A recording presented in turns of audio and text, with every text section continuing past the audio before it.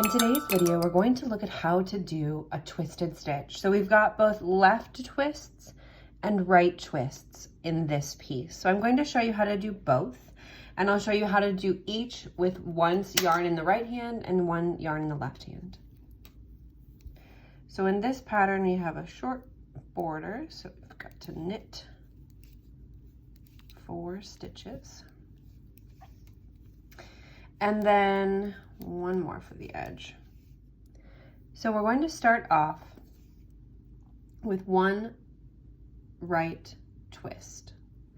Now the right twist is made by going into the stitches as if to knit 2 together, pulling that yarn through, and then just going into that front stitch as if to knit that one, and pulling those 2 off.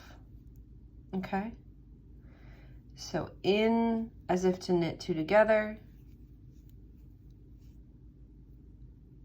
going into the first stitch only again, knitting that one, and pulling both of those off. Let me show you with the right hand. So in as if to knit 2 together, wrap that yarn around, pulling that through, and then this right hand needle goes back in to just that first stitch, wrap that yarn around again, bring that needle out. So you've got 2 stitches on there now, and pulling that off. I'll show you one more time. So in, around, and out, and then just into that first stitch and bringing that out and up and off. Okay, so let's look at the left twist. The left twist is a little different. We're going to be working through the back loops on these. So we're going to go into this first loop individually and knit through the back loop of that first stitch.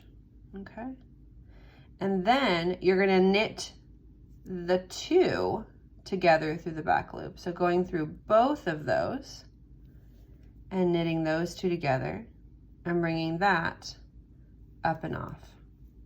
Okay, I'll show you that again. So into the first stitch, actually into the second stitch, but just singly, bringing that through, and then going into both of those through the back loop and knitting both of those together. Okay, so I will show you that with my yarn in my right hand. So into that, the back of that second stitch, wrap that yarn around, pull that up and through, and then back into those 2 stitches and wrapping that around. Okay, one more time. So in